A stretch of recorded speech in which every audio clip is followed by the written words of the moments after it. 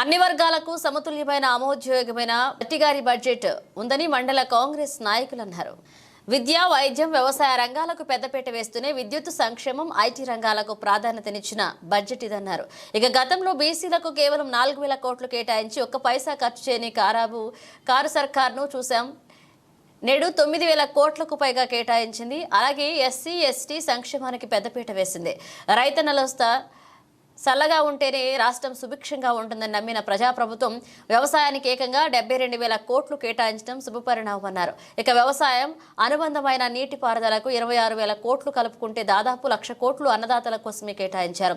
రైతు రుణమాఫీతో పాటు రైతు భరోసా, వరికి బోనస్, సబ్సిడీ విత్తనాలు, పరికరాలు, అలాగే రైతు బీమాతో అదనంగా పంట బీమా కూడా ప్రభుత్వం భరిస్తుంది. గ్యాస్ సబ్సిడీ, గృహజ్యోతి పథకాలకు ప్రత్యేక కేటాయింపులు చేస్తూనే ఉపాధి కూలీలకు ఏటా 12,000 రూపాయల ఆర్థిక సహాయాన్ని ప్రకటించారు.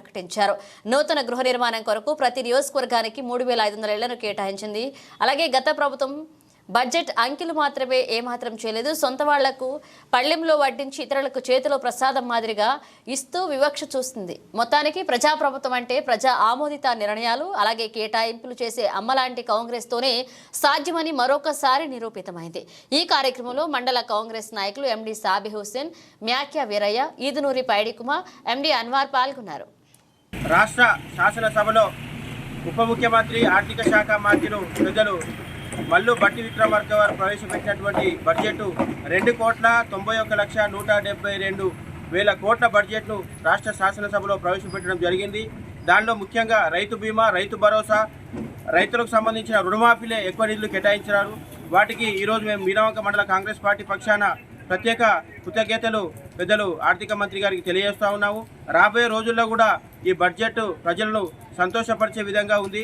మరి ముఖ్యంగా గత 10 సంవత్సరాల పరిపాలన చూసుకుంటే ఈరోజు తెలంగాణ రాష్ట్ర బడ్జెట్ అధిక నిధులు కేటాయించి రైతులకు పెద్దపీట వేసినటువంటి ఘనత కాంగ్రెస్ పార్టీ ప్రభుత్వాన్ని. మరి ముఖ్యంగా సన్న రకం వడ్లకు 500 బోనసు ఈ పంట నుంచే ఇవ్వడం చాలా సంతోషకరం. రైతులు ఎల్లవేళలా కాంగ్రెస్ పార్టీ అందుబాటులో ఉండి వారి యొక్క సంక్షేమమే కాంగ్రెస్ పార్టీ ధ్యేయంగా పనిచేస్తుంది.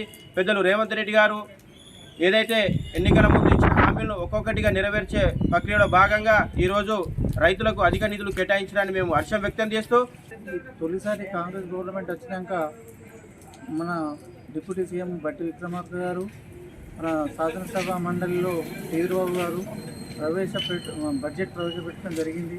ఈ బడ్జెట్లో 2,91,000 కోట్ల చిల్లర బడ్జెట్ కేటాయించి రైతులకు బాగా సపోర్ట్ చేసి 6 గ్యారంటీలను 100% సక్సెస్ చేసే విధంగా కాంగ్రెస్ మేనిఫెస్టోలో పెట్టిన పద్ధతి ప్రకారంగా 6 గ్యారంటీలను 100% నిధులు కేటాయించి వాటికి పరిపూర్ణ చేసేందుకు కృషి చేసినందుకు మన భట్టి విక్రమార్క గారికి, మన ముఖ్యమంత్రి రేవంత్ రెడ్డి గారికి మన మీనవంక మండల కాంగ్రెస్ పార్టీ తరఫున ధన్యవాదాలు తెలుపుతున్నాను.